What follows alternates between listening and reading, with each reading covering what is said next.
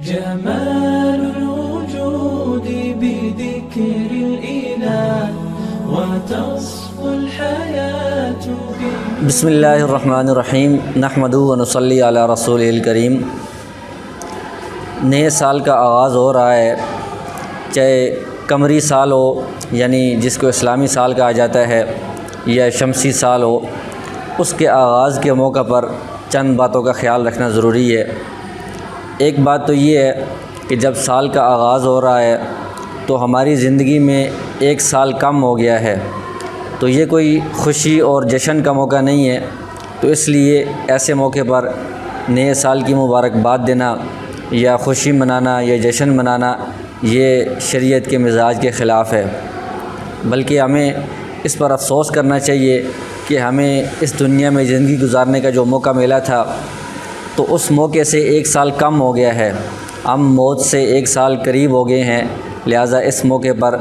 خوشی اور جشن منانے کا کوئی تصور نہیں کیا جا سکتا۔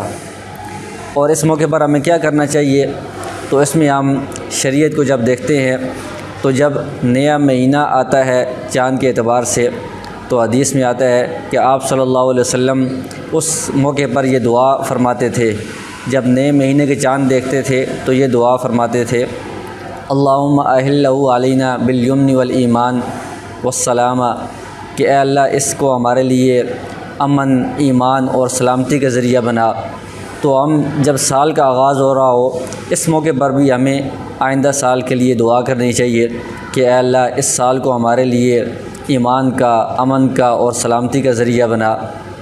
اور دوسری اہم بات یہ ہے کہ اس موقع پر ہمیں اپنا محاسبہ کرنا چاہیے کہ گزشتہ سال جو گزرا ہے اس میں ہم نے حقوق اللہ اور حقوق العباد میں کتنی رعایت رکھی ہے، اللہ تبارک و تعالیٰ کے جو حقوق ہیں، نماز کی کتنی پابندی کی ہے،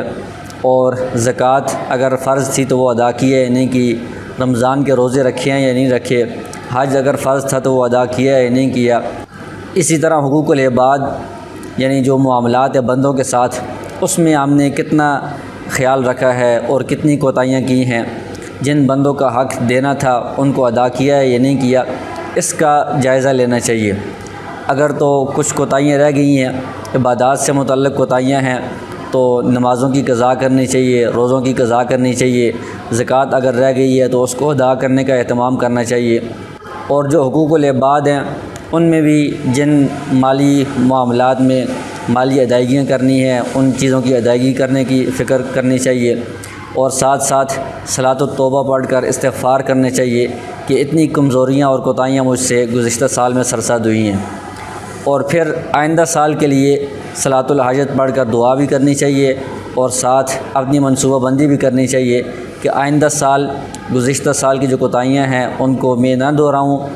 اور حقوق اللہ اور حقوق العباد ان کو میں پوری طرح ادا کروں، اور جو جو کام میں نے کرنے ہیں ان کے لیے مکمل طور پر منصوبہ بندی کروں کہ آئندہ سال کس طرح میں ان کاموں کو کر کے آگے سے آگے بڑھ سکتا ہوں۔